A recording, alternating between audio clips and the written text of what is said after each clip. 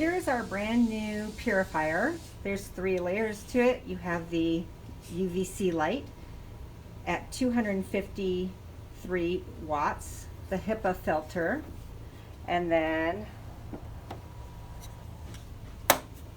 very easy, you push on. There is a sleep mode. I put the fan on to high because I want it to circulate a lot. The ionizing. The timers are great, but since we're at the office for over 10 hours, I just leave it on until we leave at night.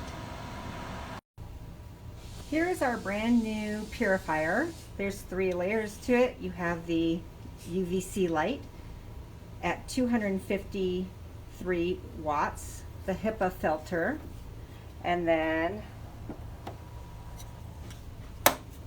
very easy, you push on. There is a sleep mode.